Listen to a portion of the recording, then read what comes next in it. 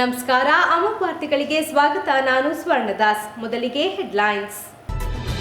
ದೇವೇಗೌಡರು ಮುಂದಿನ ಜನ್ಮದಲ್ಲಿ ಹುಟ್ಟೋದಾದ್ರೆ ಮುಸ್ಲಿಂ ಆಗಿ ಹುಟ್ಟಬೇಕು ಅಂದಿದ್ದರು. ಈಗ ಕೋಮುವಾದಿಗಳ ಜೊತೆ ಸೇರಿದ್ದಾರೆ.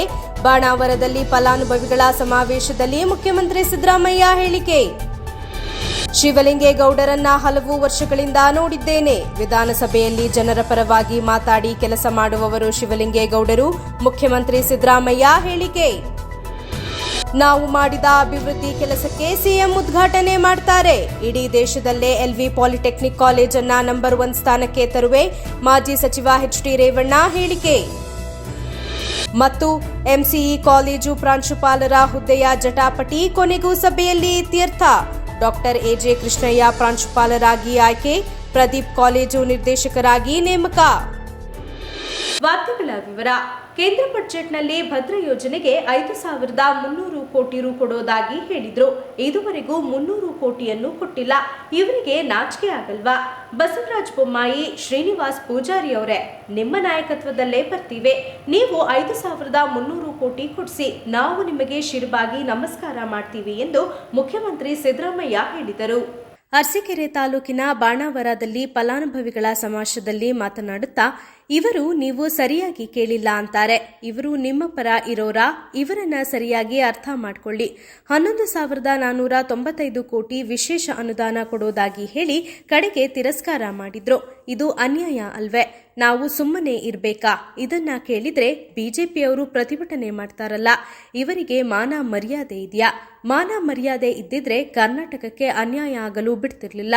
ಅನ್ಯಾಯ ಮಾಡಿರೋರನ್ನ ರಾಜಕಾರಣಕ್ಕಾಗಿ ಬೆಂಬಲಿಸಿ ವಿಧಾನಸಭೆಯಲ್ಲಿ ಹೋರಾಟ ಮಾಡೋದು, ಮಾತಾಡೋದು ಸರಿಯಾ? ಇದು ರಾಜ್ಯದ 7 ಕೋಟಿ ಜನರಿಗೆ ಮಾಡೋ ದ್ರೋಹ ಎಂದು ಆಕ್ರೋಶ ವ್ಯಕ್ತಪಡಿಸಿದರು.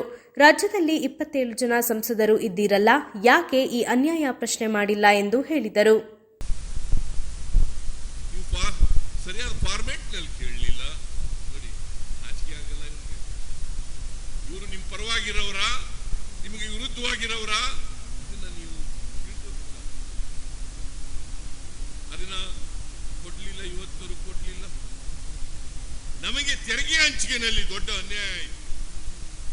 14ನೇ ಹಣಕಾಸಿನ ಆಯೋಗದಿಂದ 15ನೇ ಹಣಕಾಸಿನ ಆಯೋಗಕ್ಕೆ ಹೋಲಿಕೆ ಮಾಡಿದಾಗ ನಮಗೆ ಸುಮಾರು 62,098 ಕೋಟಿ ರೂಪಾಯಿಗಳ ಅನ್ಯಾಯ ಆಯಿತು.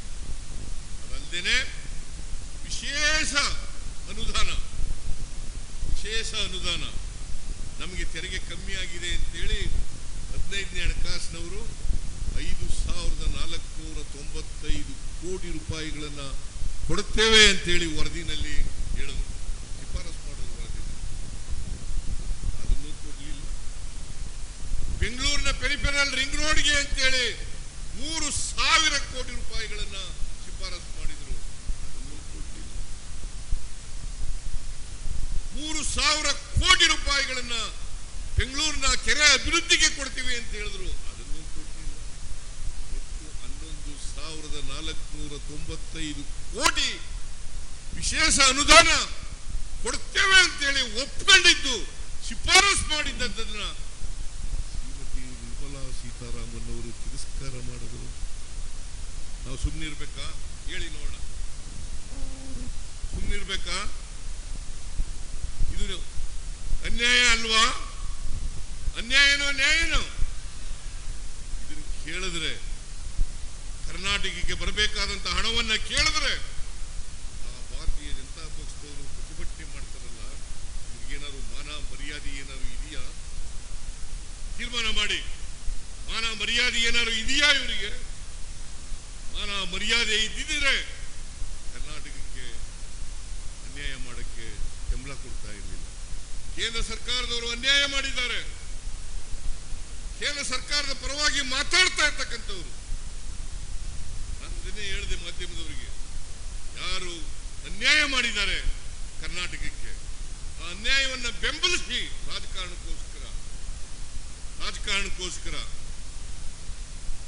ವಿಧಾನಸಭೆಯಲ್ಲಿ ಪ್ರತಿಭಟನೆ ಮಾಡೋದು, ಅವ್ರ ಪರವಾಗಿ ಮಾತಾಡೋದು ಕರ್ನಾಟಕದ 7 ಕೋಟಿ ಕನ್ನಡಿಗರಿಗೆ ಮಾಡ್ತಕ್ಕಂಥ ದ್ರೋಹ ಅಂತಕ್ಕಂಥದನ್ನ ಅರ್ಥ ಮಾಡ್ಕೋಬೇಕಾಗುತ್ತೆ. ಇದು ದ್ರೋಹ ಅಲ್ವಾ? ಕನ್ನಡಿಗರಿಗೆ ಮಾಡ್ತಕ್ಕಂಥ ದ್ರೋಹ ಅಲ್ಲ? ನಾನು ಕೈ ಮುಗಿದು ಪ್ರಾರ್ಥನೆ ಮಾಡ್ತೇನೆ, ಈ ಬಿಜೆಪಿಯವರು 25 ಜನ ಲೋಕಸಭಾ ಸದಸ್ಯರಾಗಿದ್ದಾರೆ. 25 ಜನ, 28 ಜನರಲ್ಲಿ 25 ಜನ ಲೋಕಸಭಾ ಸದಸ್ಯರು ಬಿಜೆಪಿಯವರು. ಒಂದು ಇಲ್ಲಿ JDSನವರು, ಇನ್ನೊಂದು ಬಿಜೆಪಿ ಬೆಂಬಲಿತ ಲೋಕಸಭಾ ಸದಸ್ಯೆ ಶ್ರೀಮತಿ ದೇವೇಗೌಡರು ಮುಂದಿನ ಜನ್ಮದಲ್ಲಿ ಹುಟ್ಟೋದಾದ್ರೆ ಮುಸ್ಲಿಂ ಆಗಿ ಹುಟ್ಟಬೇಕು ಅಂದಿದ್ರು. ಈಗ ಕೋಮುವಾದಿಗಳ ಜೊತೆ ಸೇರಿದ್ದಾರೆ. ಮುಂದೆ ಇಬ್ಬರು ಸೇರಿ ಒಟ್ಟಿಗೆ ಬರ್ತಾರೆ. ಜೆಡಿಎಸ್ ವಿರುದ್ಧ ಸಿಎಂ ವಾಗ್ದಾಳಿ ನಡೆಸಿದರು. ದೇವೇಗೌಡರು ಹೇಳ್ತಾ ಇದ್ರು, ನಾನೇನಾದರೂ ಮುಂದಿನ ಜನ್ಮದಲ್ಲಿ ಹುಟ್ಟೋದಾದ್ರೆ ಮುಸಲ್ಮಾನನಾಗಿ ಹುಟ್ಟಬೇಕು ಅಂತ ಹೇಳಿದವರು ಕೋಮುವಾದಿಗಳ ಜೊತೆ ಕೈ ಜೋಡಿಸಿದ್ರು.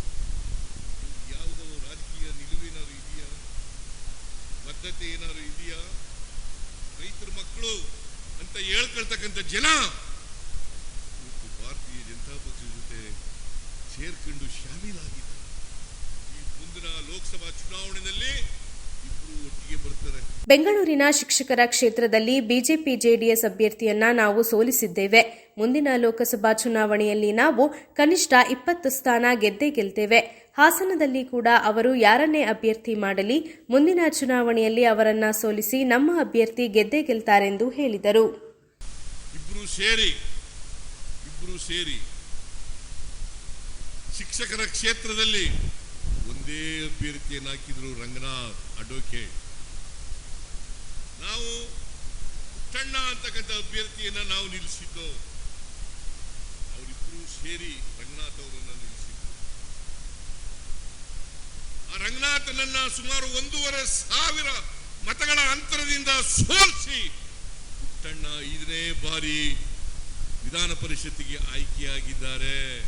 ಮಿಸ್ಟರ್ ಕುಮಾರಸ್ವಾಮಿ, ಮಿಸ್ಟರ್ ಬಸವರಾಜ ಬೊಮ್ಮಾಯಿ, ಅಶೋಕ, ನೀವಿಬ್ರು ಸೇರ್ಕೊಂಡ್ರು ಕೂಡ ನಾವು ಸೋಲಿಸಿದ್ದೀವಿ ನಿಮ್ಮನ್ನ. ಅದಕ್ಕೆ ನಾನು ಅನೇಕ ಸಾರಿ ಹೇಳಿದೆ,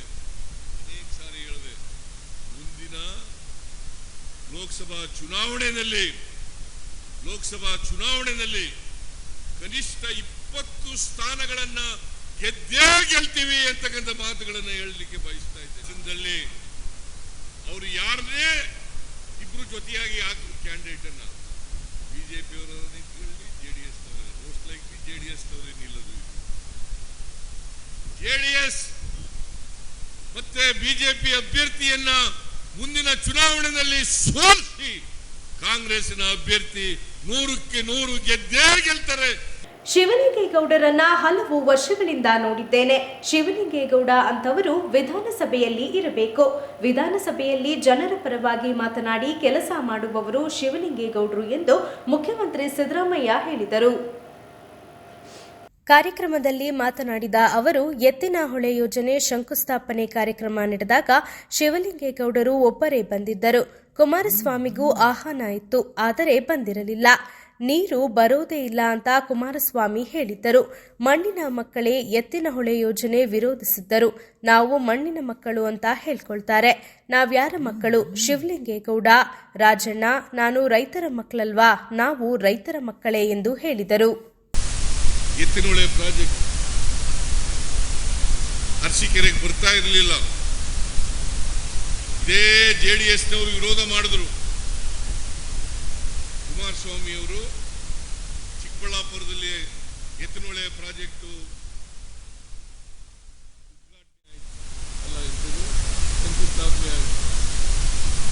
ಶಂಕುಸ್ಥಾಪನೆ ಆದಾಗ ಶಿವಲಿಂಗೇಗೌಡರು ಒಬ್ಬರೇನೆ JDS ಪಕ್ಷದಿಂದ ಬಂದಿದ್ದದ್ದು. ಕುಮಾರಸ್ವಾಮಿಗೂ ಆಹ್ವಾನ ಇತ್ತು, ಬರಲಿಲ್ಲ. ಕುಮಾರಸ್ವಾಮಿ ಅವರು ಹೇಳಿದ್ರು, ಯಾವ ಕಾರಣಕ್ಕೂ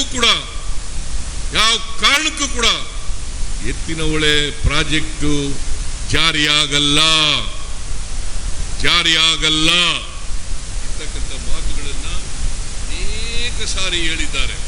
ನಾನು ಹೇಳಿದೆ, ಶಿವಲಿಂಗೇಗೌಡ್ರೆ, ನಾವು ಈ ಯೋಜನೆಯನ್ನು ಜಾರಿ ಮಾಡೇ ಮಾಡ್ತೀವಿ. ಇದನ್ನ ಪೂರ್ಣಗೊಳಿಸಿ ಅರಸೀಕೆರೆಗೆ ಕೆರೆಗಳನ್ನು ತುಂಬಿಸಿ ಕುಡಿಯ ನೀರು ಕೊಡ್ತಕ್ಕಂಥ ಕೆಲಸವನ್ನ ಮಾಡೇ ತೀರ್ತೀವಿ ಅಂತೇಳಿ ಇವತ್ತು ಅರಸೀಕೆರೆಗೆ ನೀರನ್ನ ಕೊಡ್ತಾ ಇರ್ತಕ್ಕಂಥ ಯೋಜನೆ. ಇದೇ ಕುಮಾರಸ್ವಾಮಿ ಅವರು ರೈತರ ನಾವೆಲ್ಲ ಯಾರ ಮಕ್ಕಳು? ಸೂರ್ಯಗೌಡ ಯಾರ ಮಗ? ನಾ ಯಾರ ಮಗ? ರಾಜಣ್ಣ ಯಾರ ಮಗ? ನಾನೆಲ್ಲ ಯಾರ ಮಗ? ಅವೆಲ್ಲ ರೈತರ ಮಕ್ಕಳು. ಆದರೆ ಬಿರುದು ಇವರಿಗೆ ರೈತರ ಮಕ್ಕಳು, ಮಣ್ಣಿನ ಮಕ್ಕಳು.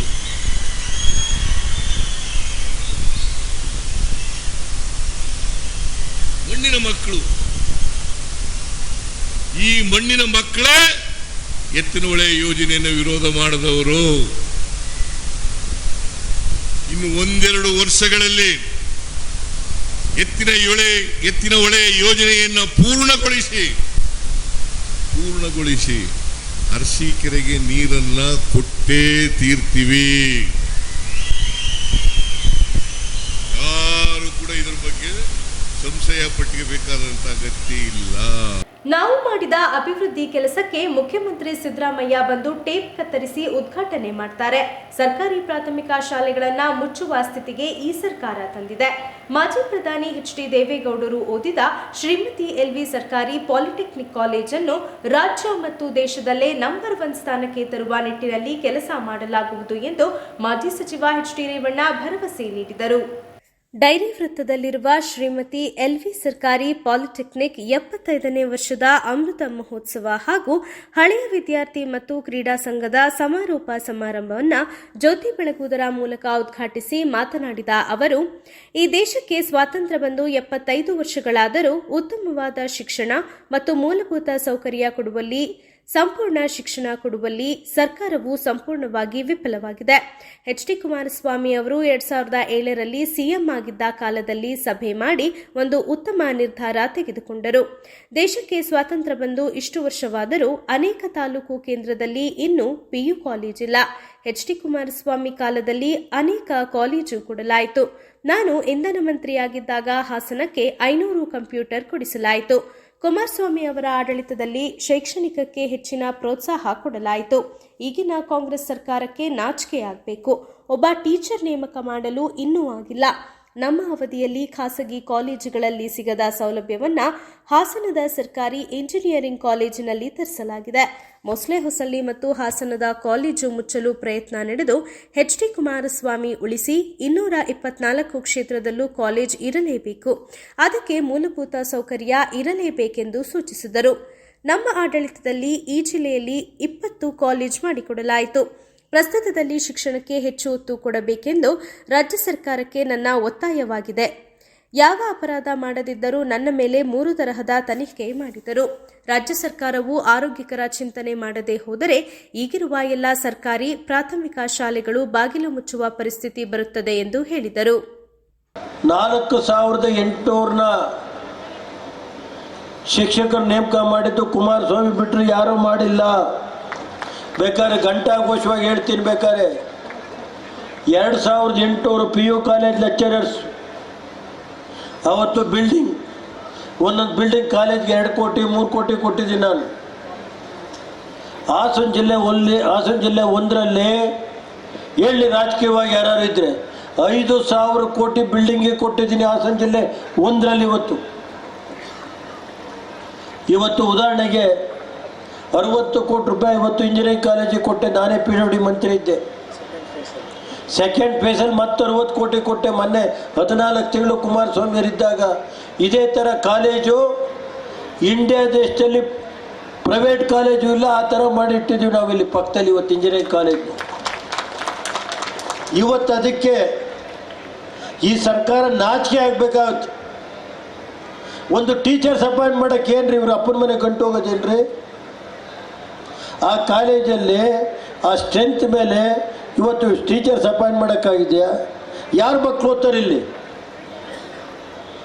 ಇವತ್ತು ಉದಾಹರಣೆಗೆ ಮಟ್ಲ ಹೊಸಳ್ಳಿಲಿ ಒಂದು ಇಂಜಿನಿಯರಿಂಗ್ ಕಾಲೇಜ್ ಮಾಡಿದೆ, ಮಟ್ಲ ಹೊಸಳ್ಳಿ ಒಂದು ಪಾಲಿಟೆಕ್ನಿಕ್ ಕಾಲೇಜ್ ಮಾಡಿದು, ಹೊಳೆನರಸೀಪುರದಲ್ಲಿ ಒಂದು ಹೆಣ್ಮಕ್ಳು ಪಾಲಿಟೆಕ್ನಿಕ್ ಕಾಲೇಜ್. ಇವತ್ತು ಜಿಲ್ಲೆ ಒಳಗೆ ಸುಮಾರು 6-7 ಸರ್ಕಾರಿ ಪಾಲಿಟೆಕ್ನಿಕ್ಗಳಿದೆ.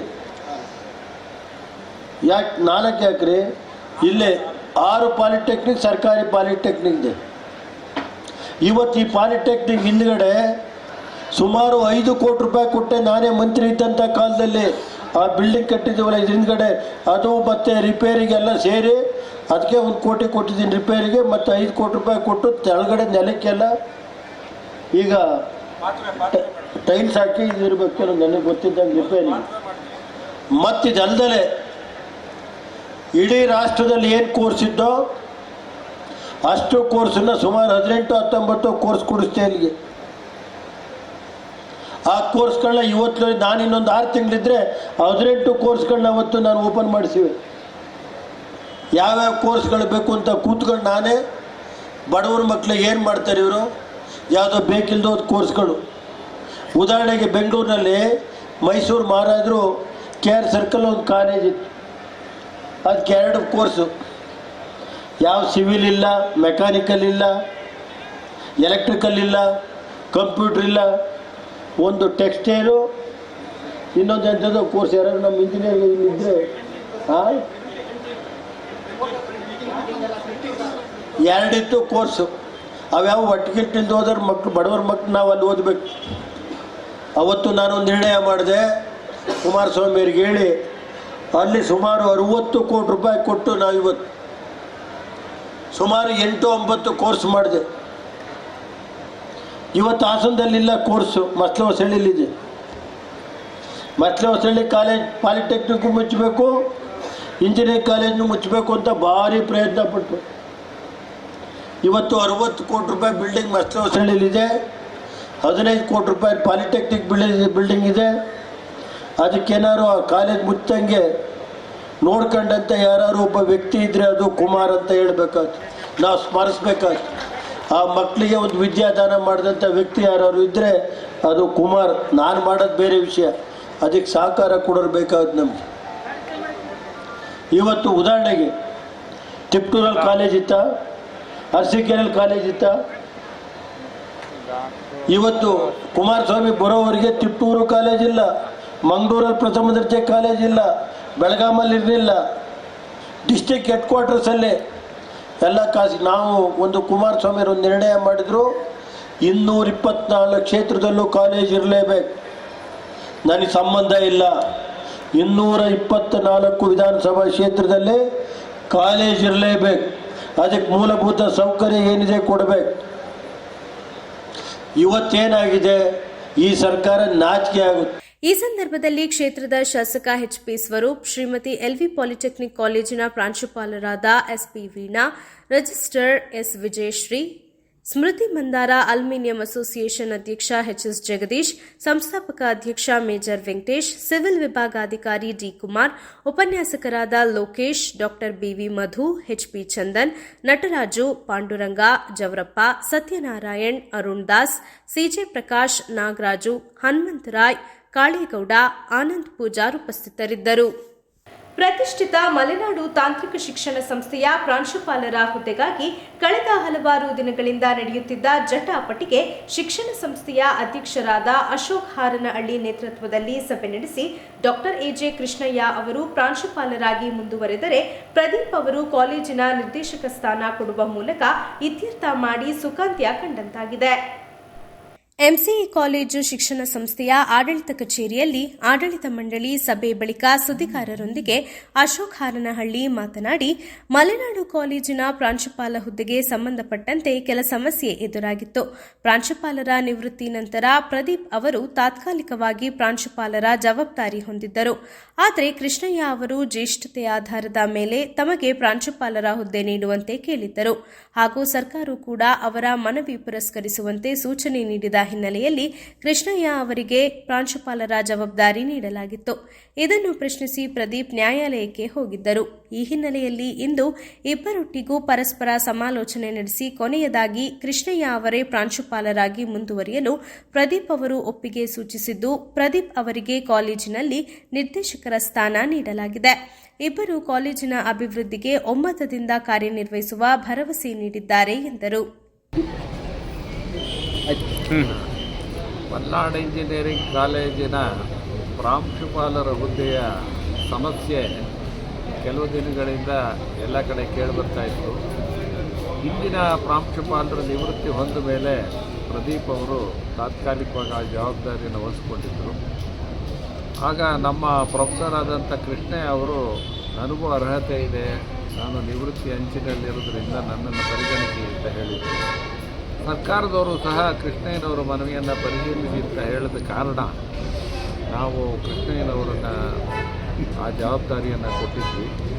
ಪ್ರಾಂಶುಪಾಲರಾಗಿ ಆ ಜವಾಬ್ದಾರಿಯನ್ನು ತೆಗೆದುಕೊಳ್ಳಿ ಅಂತ ಹೇಳಿ ವಹಿಸಿದ್ವಿ. ಅದನ್ನು ಪ್ರಶ್ನೆ ಮಾಡಿ ಪ್ರದೀಪ್ ಅವರು ನ್ಯಾಯಾಲಯಕ್ಕೆ ಹೋಗಿದ್ರು, ನಾನೇ ಜ್ಯೇಷ್ಠತಾ ಪಟ್ಟಿಯಲ್ಲಿ ಹಿರಿಯ ಅನ್ನೋ ದೃಷ್ಟಿಯಲ್ಲಿ. ನಾವಿವತ್ತಿಬ್ಬರನ್ನು ಒಟ್ಟಿಗೆ ಕೂರಿಸಿ ಒಂದು ಸೌಹಾರ್ದಯುತವಾದಂಥ ಒಂದು ಸಮಾಧಾನಕರವಾದಂಥ ಒಂದು ಪರಿಹಾರವನ್ನು ಇವತ್ತು ಕಂಡುಕೊಂಡಿದ್ವಿ. ಇವತ್ತು ಕೃಷ್ಣಯ್ಯನವರು ಪ್ರಾಂಶುಪಾಲರಾಗಿ ಮುಂದುವರಿಯೋದಕ್ಕೆ ಪ್ರದೀಪ್ ಅವರು ಒಪ್ಪಿಗೆ ಕೊಟ್ಟಿದ್ದಾರೆ. ಪ್ರದೀಪ್ರವ್ರಿಗೆ ನಿರ್ದೇಶಕ ಅನ್ನೋ ಸ್ಥಾನವನ್ನು ಕೊಟ್ಟು ರಿಸರ್ಚು, ಪೇಟೆಂಟು ಈ ರೀತಿಯಾದಂಥ ಚಟುವಟಿಕೆಗಳ ಜವಾಬ್ದಾರಿಯನ್ನು ನೋಡಿಕೊಳ್ಳಿ ಅಂತ ಹೇಳಿದ್ವಿ. ಹಾಗಾಗಿ ಇವತ್ತಿನಿಂದ ಕೃಷ್ಣಯ್ಯನವರೇ ಪ್ರಾಂಶುಪಾಲರಾಗಿ ಮುಂದುವರಿಯೋದಕ್ಕೆ ಎಲ್ಲರೂ ಸಹ ಒಪ್ಪಿಕೊಂಡು, ಪ್ರದೀಪ್ ಅವರು ಒಪ್ಪಿಕೊಂಡು ಎಲ್ಲ ಸಮಸ್ಯೆಯನ್ನು ಬಹಳ ಸುಲಭವಾಗಿ ಪರಿಹಾರವನ್ನು ಕಂಡುಕೊಂಡಿದೆ. ಕಾಲೇಜಿನ ಅಭಿವೃದ್ಧಿಗೆ ಪ್ರದೀಪ್ ಮತ್ತು ಕೃಷ್ಣ ಇಬ್ಬರೂ ಶ್ರಮವಹಿಸಿ ನಾವು ಕಾಲೇಜಿಗೆ ಇನ್ನೂ ಹೆಚ್ಚಿನ ಹೆಸರನ್ನು ತಂದುಕೊಡ್ತೀವಿ ಅಂತ ಹೇಳಿ ಎಲ್ರಿಗೂ ಆಶ್ವಾಸನೆ.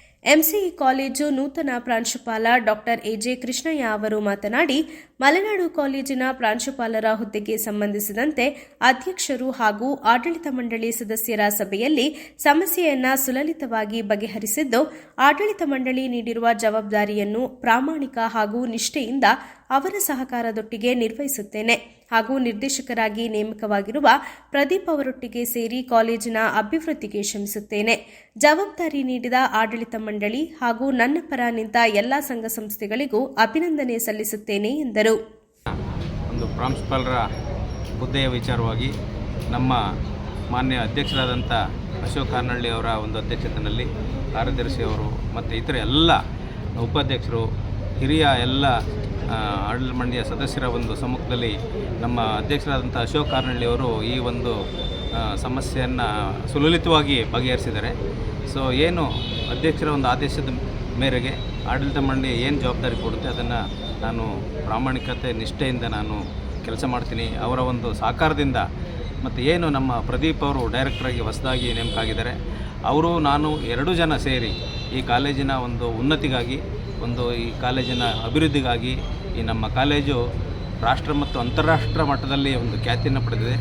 ಸೊ ಆ ನಿಟ್ಟಿನಲ್ಲಿ ಕೂಡ ನಾವು ಇಬ್ಬರು ಸೇರಿ ಈ ಕಾಲೇಜಿನ ಉನ್ನತಿಗಾಗಿ ಇನ್ನೂ ಹೆಚ್ಚಿನ ಎತ್ತರಕ್ಕೆ ತಗೊಂಡು ಹೋಗಲಿಕ್ಕೆ ನಾವಿಬ್ಬರು ಶ್ರಮಿಸ್ತೀವಿ ಅಂತ ಹೇಳ್ತಾ, ಈ ಸಂದರ್ಭದಲ್ಲಿ ಏನು ಆಡಳಿತ ಮಂಡಳಿ ನನಗೆ ಒಂದು ಜವಾಬ್ದಾರಿ ಕೊಟ್ಟಿದೆ, ಸೊ ಆಡಳಿತ ಮಂಡಳಿಗೆ ನಾನು ಅತ್ಯಂತ ಒಂದು ಋಣಿಯಾಗಿರ್ತೀನಿ ಮತ್ತು ಅವರು ಹೇಳಿದ ಒಂದು ಕೆಲಸಗಳನ್ನ ನಾನು ಚಾಚು ತಪ್ಪದೆ ಮಾಡ್ತೀನಿ ಅಂತ ಹೇಳ್ತಾ, ಈ ಸಂದರ್ಭದಲ್ಲಿ ಇಡೀ ನಮ್ಮ ಆಡಳಿತ ಮಂಡಳಿಗೆ ನಾನು ಅಭಿನಂದನೆಗಳನ್ನ. ಕಾಲೇಜಿನ ನೂತನ ನಿರ್ದೇಶಕರಾಗಿ ನೇಮಕಗೊಂಡ ಪ್ರದೀಪ್ ಮಾತನಾಡಿ, ಕಾಲೇಜಿನ ಪ್ರಾಂಶುಪಾಲರ ಹುದ್ದೆಗೆ ಸಂಬಂಧಿಸಿದಂತೆ ಇದ್ದ ಗೊಂದಲ ಸೌಹಾರ್ದಯುತವಾಗಿ ಬಗೆಹರಿದಿದ್ದು, ಕೃಷ್ಣಯ್ಯ ಅವರು ಕೂಡ ನನ್ನ ಒಳ್ಳೆಯ ಸ್ನೇಹಿತರು. ಅವರೇ ಪ್ರಾಂಶುಪಾಲರಾಗಿ ಮುಂದುವರಿಯಲೆಂದು ನಾನು ಕೂಡ ಒಪ್ಪಿಗೆ ಸೂಚಿಸಿದ್ದು, ಅವರು ಕಾಲೇಜಿನ ಶ್ರೇಯೋಭಿವೃದ್ಧಿಗೆ ಶ್ರಮಿಸುತ್ತಾರೆಂಬ ಭರವಸೆ ಇದ್ದು, ನನಗೆ ನಿರ್ದೇಶಕರಾಗಿ ನೀಡಿರುವ ಜವಾಬ್ದಾರಿಯನ್ನ ಶ್ರದ್ಧೆಯಿಂದ ಮಾಡಿ ಕಾಲೇಜಿಗೆ ಒಳ್ಳೆ ಹೆಸರು ತರುವ ನಿಟ್ಟಿನಲ್ಲಿ ಇಬ್ಬರು ಶ್ರಮವಹಿಸುತ್ತೇವೆ ಎಂದರು. ಪ್ರಾಂಶುಪಾಲರ ಹುದ್ದೆಗೆ ಸಂಬಂಧಪಟ್ಟಂಗೆ ಕೆಲವು ಗೊಂದಲಗಳಿದ್ದು, ಈಗ ನಮ್ಮ ಸಂಸ್ಥೆಯ ಅಧ್ಯಕ್ಷರಾದ ಶ್ರೀ ಅಶೋಕ್ ಹಾರ್ನಳ್ಳಿ ಅವರು ಮತ್ತು ಎಲ್ಲ ಆಡಳಿತ ಮಂಡಳಿಯ ಸದಸ್ಯರುಗಳು ಇವತ್ತು ಸೇರಿ ಒಂದು ಸೌಹಾರ್ದವಾಗಿ ಇದನ್ನು ಬಗೆಹರಿಸಿದ್ವಿ. ನಾನು ಅದಕ್ಕೆ ಕೃಷ್ಣಯ್ಯನವರೇ ಮುಂದುವರಿಲಿ ಅಂತ ನಾನು ಒಪ್ಪಿಗೆ ಕೊಟ್ಟಿದ್ದೀನಿ ಇವತ್ತು. ಸೊ ಅವರು ಸಹ ನನ್ನ ಭಾಳ ಒಳ್ಳೆಯ ಸ್ನೇಹಿತರು. ಸೊ ಅವರು ಕಾಲೇಜಿನ ಬೆಳವಣಿಗೆಗೆ ಚೆನ್ನಾಗಿ ಕೆಲಸ ಮಾಡ್ತಾರೆ ಅಂತ ನಂಬಿಕೆ ಇಟ್ಕೊಂಡಿದ್ದೀನಿ. ಹಾಗೆಯೇ ನನಗೆ ಇವತ್ತೊಂದು ಹೊಸ ಹುದ್ದೆ ಅವಕಾಶ ಮಾಡಿಕೊಟ್ಟಿದ್ದಾರೆ ಡೈರೆಕ್ಟ್ರು. ರಿಸರ್ಚು ಮತ್ತು ಪೇಟೆಂಟು ಅಥವಾ ಮುಂದಾದ ಇಂಡಸ್ಟ್ರಿ ಇಂಟ್ರಾಕ್ಷನಿಂದ ಅಂಶಗಳನ್ನು ಒಳಗೊಂಡಂತೆ ಭಾಳ ಜವಾಬ್ದಾರಿಗಳನ್ನ ಕೊಟ್ಟಿದ್ದಾರೆ. ಇಂಟರ್ನ್ಯಾಷನಲ್ ಅಫೇರ್ಸ್ನ ಇಂಪ್ರೂವ್ ಮಾಡಬೇಕು ಕಾಲೇಜಿನಲ್ಲಿ ಅನ್ನೋದು ನಮ್ಮ ಮುಖ್ಯ ಇದಾಗಿದೆ. ಸೊ ಈ ನಿಟ್ಟಿನಲ್ಲಿ ನಾನು ಅವರು ವಹಿಸಿರೋ ಜವಾಬ್ದಾರಿಯನ್ನು ಶ್ರದ್ಧೆಯಿಂದ ಮಾಡಿ ಕಾಲೇಜಿಗೆ ಒಳ್ಳೆಯ ಹೆಸರು ತರಬೇಕು ಅಂತ ಒಂದು ಕಾರ್ಯೋನ್ಮುಖವಾಗಿದ್ದೀವಿ. ಈ ನಿಟ್ಟಿನಲ್ಲಿ ನಾನು ಕೃಷ್ಣಯ್ಯನವರು ಜೊತೆಗೂಡಿ ಸಂಸ್ಥೆಯನ್ನು ಮುನ್ನಡೆಸ್ತೀವಿ ಅಂತ ಈ ಸಂದರ್ಭದಲ್ಲಿ ಎಂಸಿಇ ಕಾಲೇಜು ಶಿಕ್ಷಣ ಸಂಸ್ಥೆಯ ಹಿರಿಯ ಉಪಾಧ್ಯಕ್ಷರಾದ ಜಿಎಲ್ ಮುದ್ದೇಗೌಡ, ಚೌಡವಳ್ಳಿ ಪುಟ್ಟರಾಜು, ಕಾರ್ಯದರ್ಶಿ ಆರ್ಟಿ ದೇವೇಗೌಡ, ನಿರ್ದೇಶಕರಾದ ಜಗದೀಶ್ ಚೌಡವಳ್ಳಿ, ಜಿಟಿ ಕುಮಾರ್, ಟಿಬಿ ಹೇಮಂತ್ ಕುಮಾರ್, ಶಿವಣ್ಣ, ಪಾರ್ಶ್ವನಾಥ್, ಶ್ರೀನಿವಾಸ್, ಸುರೇಶ್, ಶಂಕರ್, ಮ್ಯಾನೇಜರ್ ಶಿವರಾಮ್ ಕೃಷ್ಣಯ್ಯ, ಗುರುಮೂರ್ತಿ ಉಪಸ್ಥಿತರಿದ್ದರು. ಈಗ ಪುಟ್ಟದೊಂದು ಬ್ರೇಕ್ ನಂತರ ಅಮೋಘ ವಾರ್ತೆಗಳು ಮುಂದುವರಿಯುತ್ತದೆ. ಹೊಳೆಯುವ ನಗು ಮುಖಗಳ ಮಧ್ಯೆ ಕಣ್ಗಳು ಸದಾ ವಿಶೇಷವಾದ್ದನ್ನೂ ಹುಡುಕುತ್ತವೆ. ಅವರ ಒಂದು ಮುಗುಳ್ನಗೆ ಸಂಜೆಯನ್ನು ಅವಿಸ್ಮರಣೀಯವಾಗಿಸುತ್ತವೆ. ಬಾಲ್ಯದ ಬಾಂಧವ್ಯ ಅದು ಬಲು ಸುಂದರ. ನೆನಪಿನ ಆ ಕ್ಷಣ ನನಗೆ ನೆನಪಿತ್ತು, ನೀ ಮರೆತಿದ್ದೆ. ನೆನಪಿನಂಗಳದಲ್ಲಿ ಸದಾ ಕನವರಿಕೆ. ಬಾಲ್ಯದ ನನಸಾಗದ ಕನಸುಗಳು. ನೀನು ಸ್ಕೂಲ್ ಬಿಟ್ಟು ಹೋಗಿದ್ದೆ, ನನ್ನಿಂದ ಥ್ಯಾಂಕ್ ಯು ಹೇಳೋಕ್ಕೂ ಆಗಿಲ್ಲ. ಈವಾಗ ಅದನ್ನು ನನಸಾಗಿ. ಇದು ತುಂಬಾ ಸುಂದರವಾಗಿದೆಯಲ್ಲ, ಆದ್ರೆ ನಮ್ಮ ಗೆಳೆತನಕ್ಕಿಂತ ಹೆಚ್ಚಿಲ್ಲ. ಜಾಯ್ ಆಲುಕಾಸ್, ಸಂಬಂಧಗಳು ಹೆಚ್ಚು ಅಮೂಲ್ಯವಿದ್ದವರಿಗೆ. Joy Alukkas, world's favourite ಜೂಲರ್.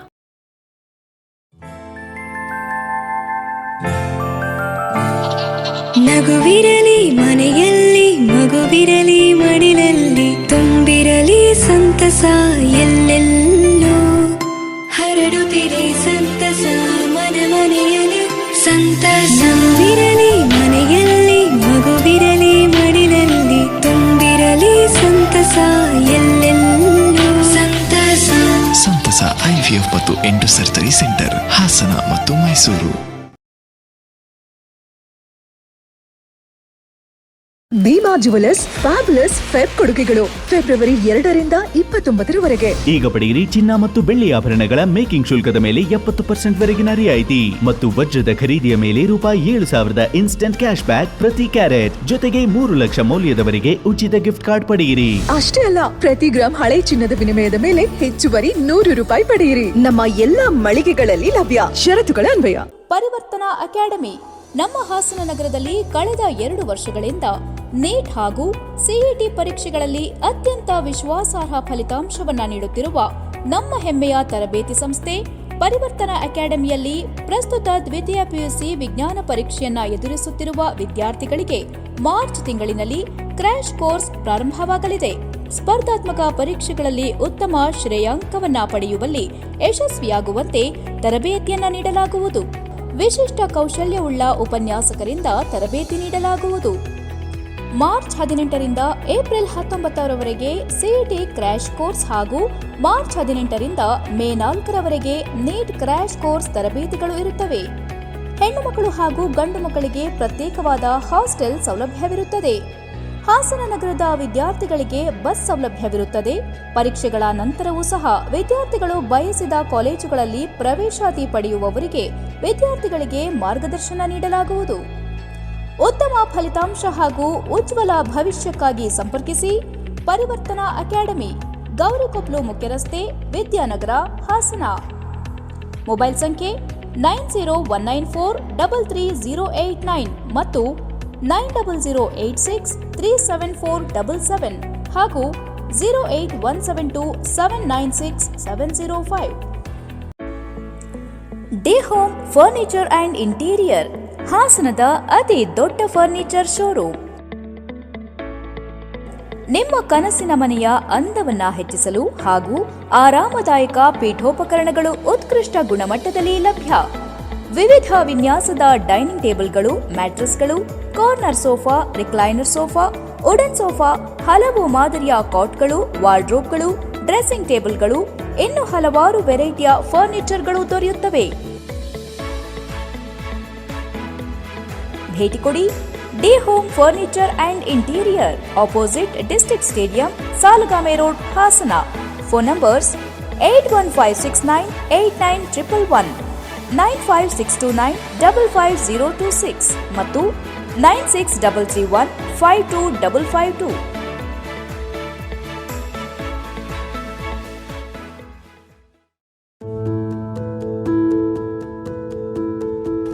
ನೀವು ನಿಮ್ಮ ಚಿನ್ನವನ್ನು ಪ್ರಸ್ತುತ ದರದಲ್ಲಿ ಮಾರಾಟ ಮಾಡಬೇಕೇ?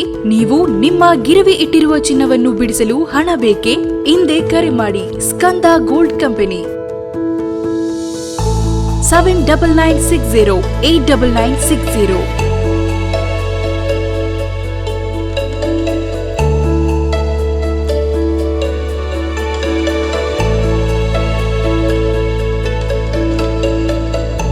ನೀವು ಗಿರವಿ ಇಟ್ಟಿರುವ ಚಿನ್ನಾಭರಣಗಳನ್ನು ಬಿಡಿಸಿ ಇಂದಿನ ಮಾರುಕಟ್ಟೆ ಬೆಲೆಗೆ ಕೊಂಡುಕೊಳ್ಳುತ್ತಾರೆ ಹಾಗೂ ನಿಮ್ಮಲ್ಲಿರುವ ಹಳೆಯ ಚಿನ್ನವನ್ನು ಪ್ರಸ್ತುತ ಆನ್ಲೈನ್ ದರದಲ್ಲಿ ಕೊಂಡುಕೊಳ್ಳುತ್ತಾರೆ. ಸ್ಕಂದ ಗೋಲ್ಡ್ ಕಂಪನಿ ಕರ್ನಾಟಕದಾದ್ಯಂತ ನಮ್ಮ ಶಾಖೆಗಳು ತೆರೆದಿರುತ್ತದೆ.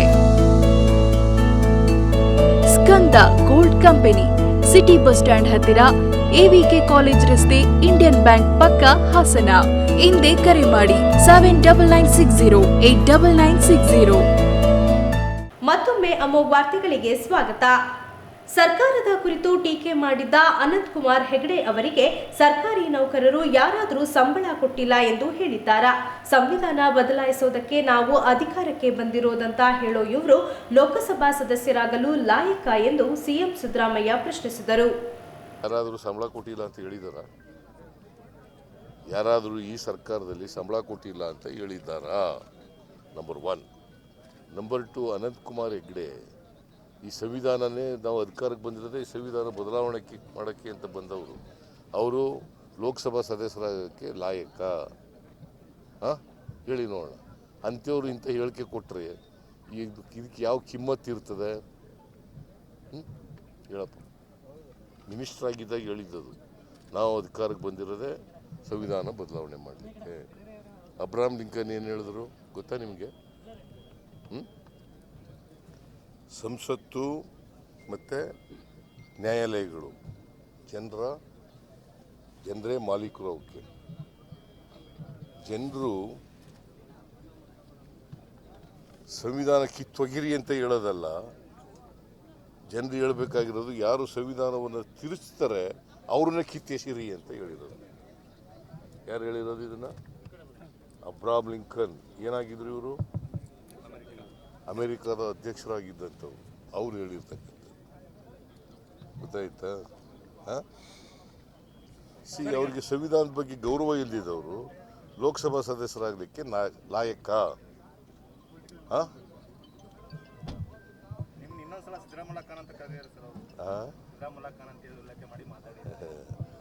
ಅವ್ರಿಗೆ ಈ ಕಾಮಾಲೆ ರೋಗ ಇರ್ತದಲ್ಲ, ಅವ್ರಿಗೆ ಎಲ್ಲ ಹಳದಿಯಾಗಿ ಕಾಣ್ತೇವೆ. ಅಂಥವ್ರಿಗೆ ಏನು ಮಾಡೋಕ್ಕಾಗುತ್ತೆ? ಕಾಮಾಲೆ ರೋಗ ಅವ್ರಿಗೆ. ಅವರು ಮಾತು ಹೇಳೋದು ಸಬ್ಕ ಸಾಥ್ ಸಬ್ಕ ವಿಕಾಸ್ ಅಂತ ಮುಸಲ್ಮಾನರನ್ನ ವಿರೋಧ ಮಾಡೋದು. ಈಗ ನನಗೆ ಯಾಕೆ ಸಿದ್ದರಾಮುಲ್ಲಾ ಖಾನ್ ಅಂತ ಕರೀತಾರೆ? ಯಾಕ್ರಿ ಹೇಳ್ತಾರೆ? ಅವರು ಅಲ್ಪಸಂಖ್ಯಾತ ಧರ್ಮಕ್ಕೆ ವಿರುದ್ಧವಾಗಿರೋರು, ಅದಕ್ಕೆ ಹಂಗೆ ಕರೀತವೆ ಅಷ್ಟೇ. ಬಸ್ ಇಲ್ಲದೆ ವಿದ್ಯಾರ್ಥಿಗಳು ಹಾಗೂ ಸಾರ್ವಜನಿಕರು ಪ್ರತಿಭಟನೆ ನಡೆಸಿದ ಹಿನ್ನೆಲೆಯಲ್ಲಿ ಬಸ್ ನಿಲ್ದಾಣಕ್ಕೆ ಶಾಸಕ ಎಚ್.ಕೆ. ಸುರೇಶ್ ಭೇಟಿ ನೀಡಿ ವಿದ್ಯಾರ್ಥಿಗಳು ಹಾಗೂ ಸಾರ್ವಜನಿಕರ ಸಮಸ್ಯೆ ಆಲಿಸಿದರು. ನಂತರ ಸ್ಥಳದಲ್ಲಿ ಕೆಎಸ್ಆರ್ಟಿಸಿ ಹಿರಿಯ ಅಧಿಕಾರಿಗಳ ಜೊತೆ ಚರ್ಚಿಸಿದರು. ಶಾಸಕರ ಸೂಚನೆ ಮೇರೆಗೆ ಬೇಲೂರಿನಿಂದ ಚಿಕ್ಕಮಗಳೂರಿಗೆ ಬಸ್ ವ್ಯವಸ್ಥೆಯನ್ನ ಅಧಿಕಾರಿಗಳು ಕಲ್ಪಿಸಿದರು. ಪರೀಕ್ಷಾ ವೇಳೆಯಲ್ಲಿ ವಿದ್ಯಾರ್ಥಿಗಳಿಗೆ ಮತ್ತು ನಮ್ಮ ಟೀಚರ್ಸ್ ಲೆಕ್ಚರರ್ಸ್ಗಳಿಗೆ ಸಮಸ್ಯೆ ಆಗಿದ್ದನ್ನು ಕೂಡಲೇ ತಾವು ನನ್ನ ಗಮನಕ್ಕೆ ತಂದ್ರಿ. ಸಂಬಂಧಪಟ್ಟ ಅಧಿಕಾರಿಗಳಿಗೆ ಕೆಎಸ್ಆರ್ಟಿಸಿ ಜಿಲ್ಲಾಧಿಕಾರಿಗಳಿಗೆ ಎಲ್ಲರಿಗೂ ಮಾತಾಡಿ ಅದನ್ನು ವಿತಿನ್ ಒಂದು 10-15 ದಿವಸದಲ್ಲಿ ಸಮಸ್ಯೆನ ಬಗೆಹರಿಸಬೇಕಾಯಿತು.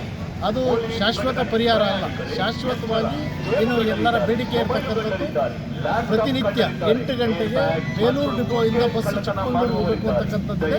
ಅದಕ್ಕೆ ಈಗಾಗಲೇ ನಿನ್ನೆ ಅದನ್ನು ವರ್ಕ್ ಆರ್ಡರ್ ಹಾಕಿದ್ದಾರೆ. ಇವತ್ತಿನಿಂದ ಚಾಲನೆ ಸಿಗುತ್ತೆ. ಇವತ್ತು ಏನಂತ ಅಂದರೆ, ಇವತ್ತು ಎಲ್ಲ ವಿದ್ಯಾರ್ಥಿಗಳು ವಿಶೇಷವಾಗಿ ವಿಷಯ ಎಲ್ಲ ಓದಿರ್ತಾರೆ. ಅವರಿಗೆ ಪರೀಕ್ಷೆ ಸಂದರ್ಭದಲ್ಲಿ ಅವ್ರನ್ನ ಡಿಸ್ಟರ್ಬೆನ್ಸ್ ಆಗಬಾರ್ದು. ಮೈಂಡ್ ಡಿಸ್ಟರ್ಬೆನ್ಸ್ ಆದರೆ ವರ್ಷದ ಎಲ್ಲ ಪ್ರಯತ್ನಗಳು ಸಹ ವಿಫಲ ಆಗುತ್ತೆ. ಹಾಗಾಗಿ ನಿನ್ನೆ ಅವ್ರಿಗೆ ಒಂದಿಷ್ಟು ಅಸಹಾಯಕತೆ ಆಗಿದೆ. ಅದನ್ನು ನಾನು ಅವರಿಗೆ ವಿದ್ಯಾರ್ಥಿಗಳಿಗೆ ಮತ್ತು ನಮ್ಮ ಟೀಚರ್ಸ್ಗಳಿಗೆ ಅಧಿಕಾರಿಗಳಿಗೆ ಸೂಚನೆಯನ್ನು ಕೊಟ್ಟಿದ್ದೀನಿ. ಯಾವುದೇ ಕಾರಣದಿಂದ ಇನ್ನು ಮುಂದೆ ಈ ಥರ ಆಗಬಾರ್ದು ಅಂತಕ್ಕಂಥದ್ದು. ಇದಕ್ಕೆ ಇವತ್ತಿನಿಂದ ಏನು ಇಲ್ಲಿ ಆಗತಕ್ಕಂಥ ತೊಂದರೆಗೆ ಅದನ್ನು ಸರಿಪಡಿಸ್ತಕ್ಕಂಥದ್ದನ್ನು ಅಧಿಕಾರಿಗಳು ಒಪ್ಕೊಂಡಿದ್ದಾರೆ. ನಿನ್ನೆ ರಾಮಲಿಂಗಾರೆಡ್ಡಿಯವ್ರನ್ನೂ ಸಹ ನಾನು ಮಾತಾಡಿದ್ದೀನಿ. ಸಂಬಂಧಪಟ್ಟ ಬಸ್ಗಳು ಹೆಚ್ಚುವರಿ ಬಸ್ಗಳನ್ನ ಇದನ್ನು ನಾವು ಕೊಡ್ತೀವಿ ಶೀಘ್ರವಾಗಿ ಅಂತಕ್ಕಂಥದ್ದನ್ನು ಹೇಳಿದ್ದಾರೆ. ಹಾಗಾಗಿ ಸಂಬಂಧಪಟ್ಟ ಅಧಿಕಾರಿಗಳ ಜೊತೆ ಕುತ್ಕೊಂಡು ಮತ್ತೆ ಒಂದು ಮೀಟಿಂಗ್ನ ನಾಳೆ ನಾಡಿದ್ದು ಸೋಮವಾರ ಸದನ ಇದೆ, ಮಂಗಳವಾರ ಮೀಟಿಂಗ್ ಮಾಡಿ ಇಲ್ಲಿ ಸಮಸ್ಯೆಗಳು ಏನಿದೆ, ಇಲ್ಲಿ ಇದು ಬೇಲೂರು ಡಿಪೋಯಿಂದ ಚಿಕ್ಕಮಗಳೂರಿಗೆ ಮಾತ್ರ ಅಲ್ಲ, ಹಳ್ಳಿಗಳಲ್ಲೂ ಸಹ ಸಮಸ್ಯೆ ಇದೆ. ಹಳ್ಳಿಯಿಂದಲೂ ಸಹ ನಮ್ಮ ವಿದ್ಯಾರ್ಥಿಗಳು ಬರ್ತಾರೆ, ಅಲ್ಲಿ ಸಹ ಸಮಸ್ಯೆ ಇರೋದ್ರಿಂದ ಅದನ್ನೂ ಸಹ ಕೂಡಲೇ ಬಗೆಹರಿಸ್ತಕ್ಕಂಥದ್ದಕ್ಕೆ ನಾನು ಸಂಪೂರ್ಣ ಪ್ರಯತ್ನ ಮಾಡ್ತೀನಿ. ಸಾರ್ವಜನಿಕರು ಯಾರೂ ಆತಂಕಕ್ಕೀಡಾಗ್ತಾರೆ. ಹೊಳೆನರಸೀಪುರ ತಾಲೂಕು ಹಳ್ಳಿ ಮೈಸೂರು ಹೋಬಳಿ ಆನೆಕನ್ನಂಬಾಡಿ ಗ್ರಾಮದಲ್ಲಿ ಸಂವಿಧಾನ ಜಾಗೃತಾ ಕಾರ್ಯಕ್ರಮವನ್ನು ಅದ್ದೂರಿಯಾಗಿ ನಡೆಸಲಾಯಿತು. ಈ ಕಾರ್ಯಕ್ರಮದಲ್ಲಿ ಸಂವಿಧಾನದ ಮಹತ್ವ ಹಾಗೂ ವಿಶೇಷ ಮತ್ತು ವಿಶಿಷ್ಟವಾದ ಹಕ್ಕು ಮತ್ತು ಕರ್ತವ್ಯದ ಬಗ್ಗೆ ತಿಳಿಸಿಕೊಡಲಾಯಿತು. ಈ ಕಾರ್ಯಕ್ರಮದಲ್ಲಿ ಸಮಾಜ ಕಲ್ಯಾಣ ಇಲಾಖೆಯ ಉಪನಿರ್ದೇಶಕರು ಕೌಸರ್ ಅಹಮದ್ ಹಾಗೂ ಸರ್ಕಾರಿ ಹಿರಿಯ ಪ್ರಾಥಮಿಕ ಶಾಲೆ ಶಿಕ್ಷಕಿ ಮಮತಾ, ಹಾಸ್ಟೆಲ್ ವಾರ್ಡನ್ ಹೇಮಲತಾ, ಗ್ರಂಥಾಲಯದ ಸೋಮಶೇಖರ್, ರಮೇಶ್, ನರಸಿಂಹ, ಗ್ರಾಮ ಪಂಚಾಯಿತಿಯ ಅಧ್ಯಕ್ಷರು, ಪಿಡಿಒ ಕಾರ್ಯಕ್ರಮದಲ್ಲಿ ಹಾಜರಿದ್ದರು. ಸಂತಸ ಐವಿಎಫ್ ಸಂಸ್ಥೆ ವತಿಯಿಂದ ಸಂತಾನ ಸಮಸ್ಯೆ ನಿವಾರಣೆ ಬಗ್ಗೆ ಜಾಗೃತಿ ಮೂಡಿಸುವ ಸಲುವಾಗಿ ನಗರದಾದ್ಯಂತ ಕಾಲ್ನಡಿಗೆ ಜಾಗೃತಿ ಜಾಥಾಗೆ ಹಿರಿಯ ಪ್ರಸೂತಿ ಮತ್ತು ಸ್ತ್ರೀರೋಗ ತಜ್ಞರಾದ ಡಾ ರಂಗಲಕ್ಷ್ಮಿ ಅವರು ಚಾಲನೆ ನೀಡಿದರು. ನಗರದ ಶಂಕರಮಠ ರಸ್ತೆಯ ಕೆಆರ್ಪುರಂನಲ್ಲಿನ ಸಂತಸ ಸಂಸ್ಥೆಯಿಂದ ಆರಂಭವಾದ ಜಾಥಾದಲ್ಲಿ ನೂರಾರು ಸಂಖ್ಯೆಯ ವೈದ್ಯರು ಹಾಗೂ ಸಿಬ್ಬಂದಿಗಳು ಭಾಗವಹಿಸಿ ಹಿಮ್ಸ್ ಆಸ್ಪತ್ರೆ, ಆರ್ಸಿ ರಸ್ತೆ ಮೂಲಕ ಹೇಮಾವತಿ ಪ್ರತಿಮೆ ಬಳಿ ತೆರಳಿ ಮತ್ತೆ ಬಿಎಂ ರಸ್ತೆ ಮೂಲಕ ನಗರದ ಪ್ರಮುಖ ರಸ್ತೆಗಳಲ್ಲಿ ಸಂಚರಿಸಿ ಜಾಗೃತಿ ಮೂಡಿಸಿದರು. ಈ ದಿನ ಸಂತಸ ವತಿಯಿಂದ ಒಂದು ಕಾಲ್ನಡಿಗೆ ಜಾಥಾನ ಏನು ಏರ್ಪಡಿಸಿದ್ವಿ. ಇದು ನಮ್ಮ ಸಮಾಜದಲ್ಲಿ ಏನಿದೆ ಇನ್ಫರ್ಟಿಲಿಟಿ ಅಥವಾ ಸಂತಾನಹೀನತೆ ಬಗ್ಗೆ ಬಹಳ ಒಂಥರ, ಅದರಲ್ಲೂ ಹೆಣ್ಮಕ್ಳ ಬಗ್ಗೆ ಬಹಳ ಒಂದು ಇದಾಗಿ ಮಾತಾಡ್ತಾರೆ, ಕೀಳಾಗಿ ಮಾತಾಡ್ತಾರೆ. ಅವಳಿಗೆ ಮಕ್ಕಳಾಗಿಲ್ಲ, ಮದುವೆ ಆಗಿ 1 ವರ್ಷ ಆಗಿ ಮಕ್ಕಳಾಗಿಲ್ಲ ಅಂದ ತಕ್ಷಣ ಅವಳಿಗೆ ಅನೇಕ ಒಂದು ಮಾತುಗಳನ್ನು ಆಕೆ ಕೇಳಬೇಕಾಗುತ್ತೆ. ಎಷ್ಟೊಂದು ಜನ ಹೆಣ್ಮಕ್ಳು ಖಿನ್ನತೆಗೆ ಒಳಗಾಗಿ ಟ್ರೀಟ್ಮೆಂಟ್ಗೂ ಬರ್ದಲ್ಲೇ ತೊಂದರೆ ಅನುಭವಿಸ್ತಾರೆ. ಸಂಸಾರದಲ್ಲಿ, ಕುಟುಂಬದಲ್ಲಿ ಸಾಮರಸ್ಯ ಹೋಗುತ್ತೆ. ಇದನ್ನ ತಿಳ್ಕೊಬೇಕು, ಎಲ್ಲ ಕುಟುಂಬ ಸದಸ್ಯರು ತಿಳ್ಕೊಬೇಕು. ಈ ಸಂದರ್ಭದಲ್ಲಿ ಸಂತಸ ಐವಿಎಫ್ ಸಂಸ್ಥೆಯ ಸಂಸ್ಥಾಪಕರಾದ ಡಾ ಸೌಮ್ಯ ದಿನೇಶ್ ಮಾತನಾಡಿ, ಇತ್ತೀಚಿನ ದಿನಗಳಲ್ಲಿ ಬದಲಾದ ಜೀವನ ಶೈಲಿ ಹಾಗೂ ಆಹಾರ ಪದ್ಧತಿಯಿಂದ ಪಂಚೇತನ ಬಹುದೊಡ್ಡ ಸಮಸ್ಯೆಯಾಗಿ ಪರಿಣಮಿಸಿದೆ. ಅಂತಹ ಮಕ್ಕಳಾಗದ ದಂಪತಿಗಳಿಗೆ ಐವಿಎಫ್ ಮೂಲಕ ಮಕ್ಕಳನ್ನು ಕರುಣಿಸುವ ಸಲುವಾಗಿ ಸಂತಸ ಐವಿಎಫ್ ಸಂಸ್ಥೆ ಕೆಲಸ ಮಾಡುತ್ತಿದೆ. ಹೊಸ ಮಾದರಿಯ ಚಿಕಿತ್ಸೆ ಅಳವಡಿಸಿಕೊಂಡಿರುವ ಸಂತಸ ಕಳೆದ 15 ವರ್ಷಗಳಿಂದ ಸಾವಿರಾರು ದಂಪತಿಗಳಿಗೆ ಮಕ್ಕಳನ್ನು ಕರುಣಿಸುವ ಕೆಲಸ ಮಾಡುತ್ತಿದೆ. ಜೊತೆಗೆ ಸಂತಾನ ಸಮಸ್ಯೆ ನಿವಾರಣೆ ಬಗ್ಗೆ ಜನರಲ್ಲಿ ಜಾಗೃತಿ ಮೂಡಿಸುವ ಸಲುವಾಗಿ ಈ ಜಾಥಾ ಹಮ್ಮಿಕೊಳ್ಳಲಾಗಿದೆ ಎಂದರು. ಸಂತಸ ಐವಿಎಫ್ ಮತ್ತು SSM ಆಸ್ಪತ್ರೆಯ ನಿರ್ದೇಶಕಿ. ನಮಗೆ ಎಲ್ಲರಿಗೂ ಗೊತ್ತು, ನಮ್ಮ ತಾತ ಅಜ್ಜಿಗೆ ಮತ್ತು ತಂದೆ ತಾಯಿಗೆ ಮಕ್ಕಳಾಗ್ತಾ ಇರೋ ಅಷ್ಟು ಸುಲಭವಾಗಿ ನಮಗೆ ಈಗಿನ ತಲೆಮಾರಿಗೆ ಆಗ್ತಾ ಇಲ್ಲ. ಇದು ತುಂಬ ಗಂಭೀರವಾದ ಸಂಗತಿ. ಸಂತಾನ ಸಮಸ್ಯೆಗಳ ಕುರಿತು ಮತ್ತು ಅವುಗಳಿಗಿರೋಂತಹ ಪರಿಹಾರಗಳ ಕುರಿತು ಅರಿವು ಮೂಡಿಸೋದಕ್ಕೆ ನಮ್ಮ ಸಂತಸ IVF ಮತ್ತು SSM ಸಂಸ್ಥೆಗಳಿಂದ ಒಂದು ಕಾಲ್ನಡಿಗೆ ಜಾಥಾನ ಇವತ್ತು ಆಯೋಜಿಸಿದ್ದೀವಿ. ನಂತರ ಡಾಕ್ಟರ್ ಶ್ರೀವಿದ್ಯಾ ಮಾತನಾಡಿ, ಸಂತಾನ ಸಮಸ್ಯೆಗೆ ಬಹಳಷ್ಟು ನೂತನ ಚಿಕಿತ್ಸೆಗಳಿವೆ. ಗರ್ಭಕೋಶದ ಸೋಂಕು, ಮುಚ್ಚಿಹೋದ ಗರ್ಭನಾಳಗಳು, ಅಂಡಾಶಯದ ತೊಂದರೆ, ಎಂಡೋಮೆಟ್ರಿಯೋಸಿಸ್, ವೀರ್ಯಾಣುಗಳ ತೊಂದರೆ, ಫೈಬ್ರಾಯ್ಡ್ ಗೆಡ್ಡೆಗಳ ಸಂತಾನಹೀನತೆಗೆ ಪ್ರಮುಖ ಕಾರಣಗಳಾಗಿದೆ. ಸಂತಾನ ಚಿಕಿತ್ಸೆಗಳಿಗಾಗಿ ಕಳೆದ ದಶಕದಿಂದ ಗಮನಾರ್ಹ ಪ್ರಗತಿಯಾಗಿದೆ. ನೀಡುವ ಔಷಧಿಗಳು ಗರ್ಭಕೋಶದೊಳಗೆ ವೀರ್ಯಧಾರಣೆಯಿಂದ ಹಿಡಿದು ಪ್ರಾಣಾಳ ಶಿಶು ಅಂಡಾವಿನೊಳಕ್ಕೆ ವೀರ್ಯಾಣುವನ್ನು ಇಂಜೆಕ್ಷನ್ ಮೂಲಕ ಸೇರಿಸುವ ವಿಧಾನ, ಭ್ರೂಣಗಳ ಬಯೋಪ್ರಿಯವರೆಗೆ ಈಗ ಚಿಕಿತ್ಸೆಗಳು ಲಭ್ಯವಿದೆ. ಈ ಎಲ್ಲ ಸೌಲಭ್ಯಗಳನ್ನು ಅರ್ಹ ಫಲಾನುಭವಿಗಳು ಬಳಸಿಕೊಳ್ಳುವಂತೆ ಕರೆ ನೀಡಿದರು. ಅದಲ್ಲದೆ ಮಹಿಳೆಯರು ತಮ್ಮ ಅಂಡಾಣುಗಳನ್ನು, ಪುರುಷರು ತಮ್ಮ ವೀರ್ಯಾಣುವನ್ನು ಶೇಖರಿಸಿ ದಶಕದ ಒಳಗೆ ಸಂಗ್ರಹಿಸಬಹುದಾದ ನೂತನ ಶೀತಲೀಕರಣ ಸೌಲಭ್ಯಗಳು ಸಹ ಈಗ ಎಲ್ಲರಿಗೂ ದೊರಕುತ್ತಿದೆ. ಸಂತಾನ ಸಮಸ್ಯೆಗೆ ಇರುವ ಎಲ್ಲಾ ಕಾರಣಗಳು, ಅದಕ್ಕೆ ಲಭ್ಯವಿರುವ ಚಿಕಿತ್ಸೆಗಳ ಬಗ್ಗೆ ಜನಸಾಮಾನ್ಯರಲ್ಲಿ ಅರಿವು ಮೂಡಿಸಲು ಸಂತಸ ಹಾಗೂ SSM ಸಂಸ್ಥೆಯು ಈ ಜಾಗೃತಿ ಜಾಥಾ ಹಮ್ಮಿಕೊಂಡಿದೆ ಎಂದರು. ಸಂತಸ ಮತ್ತು SSM ಆಸ್ಪತ್ರೆಯಲ್ಲಿ ಪ್ರಸೂತಿ ಹಾಗೂ ಸ್ತ್ರೀರೋಗ ತಜ್ಞರಾಗಿ ಕಾರ್ಯನಿರ್ವಹಿಸ್ತಾ ಇದ್ದೀನಿ. ಇವತ್ತು ನಾವು ನಡೆಸ್ತಾ ಇರೋ ಜಾಥಾದ ಪ್ರಮುಖ ಉದ್ದೇಶ ಅಂದರೆ ಜನರಲ್ಲಿ ಇನ್ಫರ್ಟಿಲಿಟಿ ಅಥವಾ ಮಕ್ಕಳಿಲ್ಲದ ದಂಪತಿಗಳಲ್ಲಿ ಅಥವಾ ಜನಸಾಮಾನ್ಯರಲ್ಲಿ ಇದರ ಬಗ್ಗೆ ಅರಿವು ಮೂಡಿಸೋದಕ್ಕೆ ನಡೆಸ್ತಾ ಇದ್ದೀವಿ. ಪ್ರತಿ ಬಾರಿ ಏನಾಗುತ್ತೆ ಅಂದರೆ ವೈದ್ಯರ ಬಳಿ ಬಂದು ನೋಡೋದಕ್ಕೆ ಟೈಮ್ ತಗೋತಾರೆ ಮಕ್ಕಳಿಲ್ಲದ ದಂಪತಿಗಳು. ಇನ್ನು ಸ್ವಲ್ಪ ದಿನ ವೇಟ್ ಮಾಡೋಣ ಅಂತ ಕೆಲವು ಬಾರಿ ಟೈಮ್ ವ್ಯರ್ಥ ಆಗ್ಬಿಡುತ್ತೆ. ನಮಗೆ 35 ಮಹಿಳೆಯರಲ್ಲಿ 35 ವರ್ಷ ದಾಟಿದ ತಕ್ಷಣನೇ ನಮಗೆ ಅಂಡಾಣುವಿನ ಒಂದು ಸಂಖ್ಯೆ ಇರಬಹುದು ಅಥವಾ ಅದರ ಕ್ವಾಲಿಟಿ ಅಂತ ಏನ್ ಹೇಳ್ತೀವೋ ಎಲ್ಲ ಬೇಗನೆ ಕ್ಷೀಣಿಸ್ತಾ ಹೋಗುತ್ತೆ. ಸೊ ಹಾಗಾಗಿ ಬೇಗನೆ ನೀವು ವೈದ್ಯರ ಬಳಿ ಕಂಡು ಅದಕ್ಕೆ ಸೂಕ್ತವಾದ ಟ್ರೀಟ್ಮೆಂಟ್ ತಗೊಬೇಕು ಅಂತ ಕೇಳ್ಕೊಂತೀವಿ. ಈ ಜಾಥಾದಲ್ಲಿ ಸಂಸ್ಥೆಯ ನಿರ್ದೇಶಕ ವಿನಾಯಕ್, ಡಾಕ್ಟರ್ ವಿನಾಯಕ ಬನ್, ಪ್ರಸೂತಿ ಮತ್ತು ಸ್ತ್ರೀರೋಗ ತಜ್ಞೆ ಡಾಕ್ಟರ್ ಸಾವಿತ್ರಿ, ನಿಸರ್ಗ ನರ್ಸಿಂಗ್ ಕಾಲೇಜಿನ ವಿದ್ಯಾರ್ಥಿಗಳು ಹಾಗೂ ಬೋಧಕ ವರ್ಗ ಹಾಜರಿದ್ದರು. ಕೊನೆಯಲ್ಲಿ ಮತ್ತೊಮ್ಮೆ ಹೆಡ್ಲೈನ್ಸ್. ದೇವೇಗೌಡರು ಮುಂದಿನ ಜನ್ಮದಲ್ಲಿ ಹುಟ್ಟೋದಾದ್ರೆ ಮುಸ್ಲಿಂ ಆಗಿ ಹುಟ್ಟಬೇಕು ಅಂದಿದ್ದರು. ಈಗ ಕೋಮುವಾದಿಗಳ ಜೊತೆ ಸೇರಿದ್ದಾರೆ. ಬಾಣಾವರದಲ್ಲಿ ಫಲಾನುಭವಿಗಳ ಸಮಾವೇಶದಲ್ಲಿ ಮುಖ್ಯಮಂತ್ರಿ ಸಿದ್ದರಾಮಯ್ಯ ಹೇಳಿಕೆ. ಶಿವಲಿಂಗೇಗೌಡರನ್ನ ಹಲವು ವರ್ಷಗಳಿಂದ ನೋಡಿದ್ದೇನೆ. ವಿಧಾನಸಭೆಯಲ್ಲಿ ಜನರ ಪರವಾಗಿ ಮಾತಾಡಿ ಕೆಲಸ ಮಾಡುವವರು ಶಿವಲಿಂಗೇಗೌಡರು. ಮುಖ್ಯಮಂತ್ರಿ ಸಿದ್ದರಾಮಯ್ಯ ಹೇಳಿಕೆ. ನಾವು ಮಾಡಿದ ಅಭಿವೃದ್ಧಿ ಕೆಲಸಕ್ಕೆ ಸಿಎಂ ಉದ್ಘಾಟನೆ ಮಾಡ್ತಾರೆ. ಇಡೀ ದೇಶದಲ್ಲೇ ಎಲ್ವಿ ಪಾಲಿಟೆಕ್ನಿಕ್ ಕಾಲೇಜನ್ನ ನಂಬರ್ 1 ಸ್ಥಾನಕ್ಕೆ ತರುವೆ. ಮಾಜಿ ಸಚಿವ ಎಚ್.ಡಿ. ರೇವಣ್ಣ ಹೇಳಿಕೆ. ಮತ್ತು ಎಂಸಿಇ ಕಾಲೇಜು ಪ್ರಾಂಶುಪಾಲರ ಹುದ್ದೆಯ ಜಟಾಪಟಿ ಕೊನೆಗೂ ಸಭೆಯಲ್ಲಿ ಇತ್ಯರ್ಥ. ಡಾಕ್ಟರ್ ಎಜೆ ಕೃಷ್ಣಯ್ಯ ಪ್ರಾಂಶುಪಾಲರಾಗಿ ಆಯ್ಕೆ. ಪ್ರದೀಪ್ ಕಾಲೇಜು ನಿರ್ದೇಶಕರಾಗಿ ನೇಮಕ. ಮುಂದಿನ ವಾರ್ತಾ ಸಂಚಿಕೆಯೊಂದಿಗೆ ಮತ್ತೆ ಭೇಟಿಯಾಗೋಣ. ವಂದನೆಗಳು.